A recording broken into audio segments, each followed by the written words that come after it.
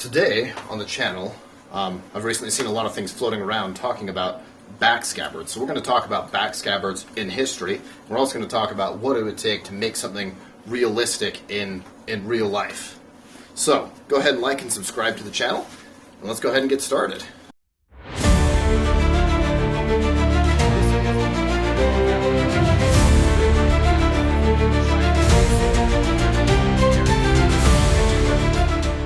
Before we begin, let's kind of set the context. If we're talking about video games, we're talking about real life history, there's kind of two different routes to what we're seeing.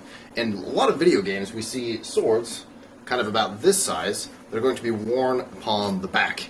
And this type of sword, being on your back, we have here a manufactured scabbard. You guys have seen this one on the channel before. You can slap it on just like that, and it sits right there fairly comfortably, and I can walk around. Whoop. You can see one of the problems there. I can walk around fairly comfortably. The problem is that once we come into combat, we're having a big issue of, I need to pull it up, and there's no possible way. So really, this is more just, I need to be able to transport this weapon. And if we're transporting this weapon, sure, fine, that works out great. But what would it take to make a back scabbard that would be effective to carry around like this as well as draw? For this is the McGarry from Valiant Armory. I think it's fairly representative of a giant great sword, very inherent to later Renaissance periods. So when we think about back scabbards, this is what most people envision. Some kind of very long sword with a leather going over the shoulder and then drawing when it's time to fight. Now you saw it in the opening there. If I'm holding this correctly right over here on my shoulder, there's no possible way that I'm going to be able to get that scabbard out, or that sword out of the sheath. So what would it take if we're talking about using a sword like this in real life, but we also want to draw it? So in history, we have a lot of swords that are long swords. This one, you've seen this on the channel as well. This is the Chinese Zweihander by L.K. Chen, using it for demonstration purposes. We have tons of swords that are gigantic, that are being used in history, and transporting them was kind of always a challenge. We're never going to be able to find a happy medium for being able to wear this as well as being able to pull it fast. So a lot of these are talked about of being left on a cart and carted off into battle, but when we're carrying them, we hold them very much like this. Sometimes they'll have the scabbard on them, at least in artwork from the later Renaissance. Chinese versions, it's kind of hard to tell because there's not a whole lot of things in English that I can read, but wearing it like this is going to be far more common in history. And we talked about why we're not going to be able to draw this over our shoulder at all, mostly because it's so honkin' long. So if we are looking at swords that we want to be able to draw over the shoulders, they have to be fairly short. Now looking at this sword right here, this is the Albion Ringneck, which is a beautiful sword. I'll do a review on it at some point. This was my first real sword that I got from Albion. And you can see it's a beautiful example of a 15th century longsword. Now this is going to be a fairly typical one. This is a little bit smaller, but if I have this over my back, we're still having the same problem. So we're going to have to go even shorter than just a traditional longsword to be able to find that happy medium of us being able to draw it in the event of us needing to combat it. Now swords like this are commonly carried in a scabbard on the belt. Now I'll go ahead and put this one on here really quick so you can kind of see what we're looking at. So this sword is worn at my belt right here, down fairly low. Now it's kind of hard to see just because I don't have a ton of space here, but this is worn down below my hip. And one of the reasons that it's worn that low is so that when we draw it, our arms can extend past the point of the scabbard. And so when we have the sword out, whoop, we can whip it all the way out. And there's a lot of guards in many of the fencing manuals that start with the sword being drawn like this, especially in rapier sources that are fairly long swords. This is a first guard, so that drawing motion coming up and out like that. Now this sword, we know, was carried on the battlefield in a scabbard, but there are lots of sources that talk about taking your belt off and throwing it to the side, because you can't imagine that when you're fighting people in combat, you're going into half sword, you're doing all kinds of crazy stuff, they're discarding the scabbard. So this most likely was not used while wearing it, and if anybody's tried to fight wearing a scabbard, you kind of know what I'm talking about. When it's kind of jumping all around, it's clanging about.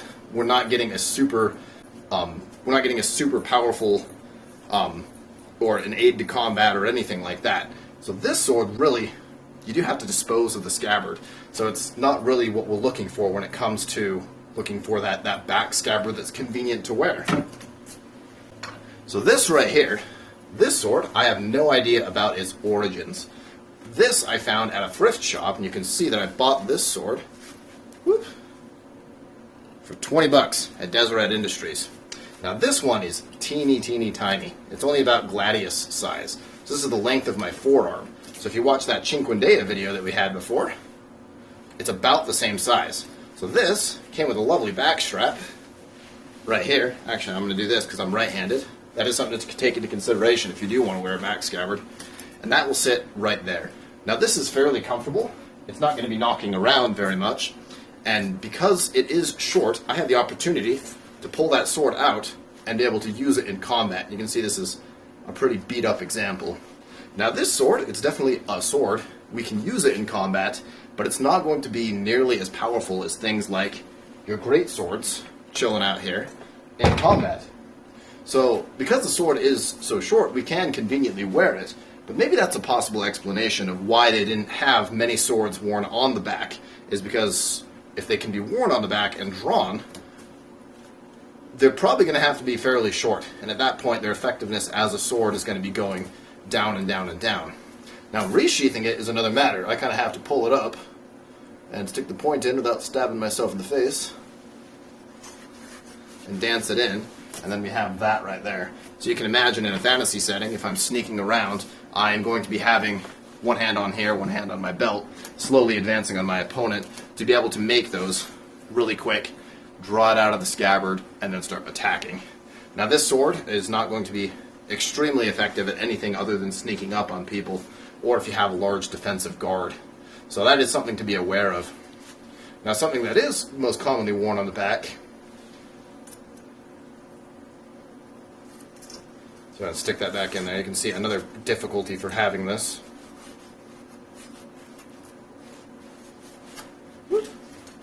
Slide it all the way down so you have a nice straight angle and throw it back. Something that is commonly worn on the back is going to be your quiver.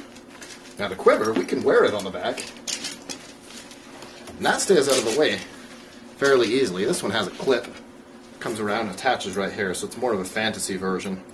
Historically, these were sometimes worn on the back like this. Most people throughout history are going to be wearing them on the side, kind of like just like your sword. So if we need to draw an arrow, we can slide that all the way up. And there goes a bunch of them. You can slide an arrow out, and then you have it ready to bear. So this makes a little bit more sense for something that you'd want to wear on your back. But it is something to be aware of. It was not the most common in history. And if we have our bow out, it is getting kind of hard to do things like string your bow when you have this thing jangling around on your back. So if I have my lovely bow right here, I'm attaching, let's say I'm trying to string this right before battle, you can see how much difficulty I'm having trying to keep the quiver balanced on my back. Whoop. And there you go, your bow is strung. Shaking that back up, drawing your arrow, placing that right here, and on my nook, you can see that is fairly easy. It's not the easiest thing to do. And one thing that we're noticing, as you draw your arrow back and aim it down, this kind of messes with you just a little bit. Now I've been trained to fight with, or shoot bows more commonly without anything on my back. Most people are very commonly seeing that you have a quiver in the ground. So a back scabbard for things like an arrow does kind of make sense. Just be aware that it's kind of getting in your way. And a lot of the time, at least if I remember correctly, during the Battle of Agincourt, which is a very famous European battle, they had their arrows pulled out of their quivers, which they used just to transport them, and they actually stuck them in the ground in front of them. So again, we see that trend of people preferring to have their weapons unclothed, unsheathed, before they go into combat. rather than have something on their back. So I don't think that we're going to be seeing a whole ton of people in history wearing something like this, and anything other than they have to be very mobile and moving very quickly, so going after like hunting or chasing after something on horseback. This is going to be a lot less common. And even then, the samurai would still choose to have their quivers on their belt rather than having it on their back like you see me wearing. So again, we see the back is not super common. Now, something that we did see, or at least I remember distinctly, is if we're watching The Lord of the Rings, we see that iconic scene of Boromir going up the mountain, carrying the shield on his back, just like this. And I imagine that wouldn't be too hard. You could just get a string and go through the loop there. You could wear this around. I don't imagine this is going to inhibit you too much if you're just walking around, but try and imagine if you have to pull that off to get it ready to go. I think that is going to get in your way. And if we're not quick enough pulling that off, we're going to be forced to fight with this on our back and having the sword. And if I'm trying to go back, come back behind myself, or use my shoulders at all, I'm running into the shield, and I'm going to be fighting myself that whole time. So again, I don't think shields were ever really worn on the back in any meaningful way. And most likely the shields are going to be in the baggage train. There is an anecdote from the Battle of Cressy where we have policemen, which they have giant shields, kind of like that were carrying them to help shelter behind to reload the crossbows in the face of the English. And they, during the Battle of Cressy, were kind of far ahead of the army. They were going to be a screening force for the French knights. And the baggage train was kind of far behind, and they didn't have a ton of time to wait because the English were they were entrenching themselves. They were building field fortifications. They were setting up spikes. They didn't have a whole ton of time before they would be able to fortify their position. So they were forced to go forward without their shields. Again, indicating that they didn't carry them on them. They found it much more convenient to have it on the baggage train. And you'd think that if they had back scabbards to carry their shields in, or even just a sling to hold their shields, that they would have been able to deploy those, but they're just so inconvenient that most of their duties are going to conflict with them holding those shields. So again, we don't really see anything carried on the back in history.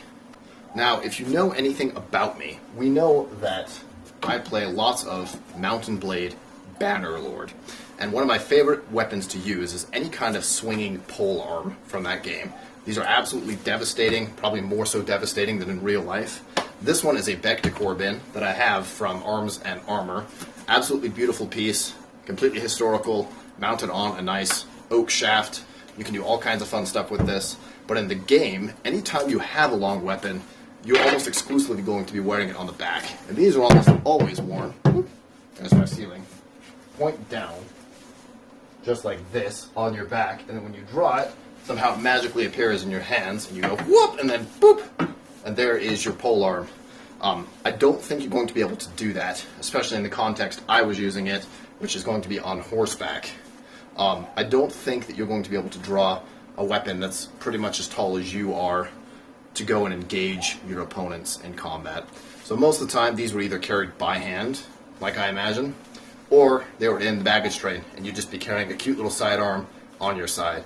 So, long story short, I don't think back scabbards are going to be super effective for you in combat for the reasons that we talked about. One, it's not super convenient to get it out of. It looks kind of cool. That's kind of the only reason that you would carry one like that. But the biggest problem would be that it's super inconvenient, and most weapons that you want to wear on your back, you're not going to have the ability to draw that in the event of combat. You're basically going to have to take it off, ditch your scabbard, and then fight. And at that point, you're better just wearing it on your side. So you're welcome to disagree with me in the comments. Go ahead and let me know what you guys think about back scabbards. And keep watching the channel. Go ahead and share it with your friends, and let me know what you guys think. And maybe we'll make a follow-up video based on whatever response we get. So yeah, please like and subscribe. We'll see you again next time.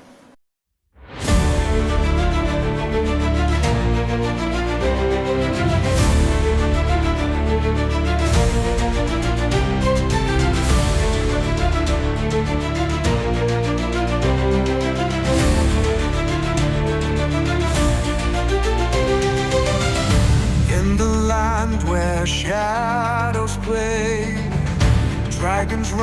rise at break of day. Hammers echo through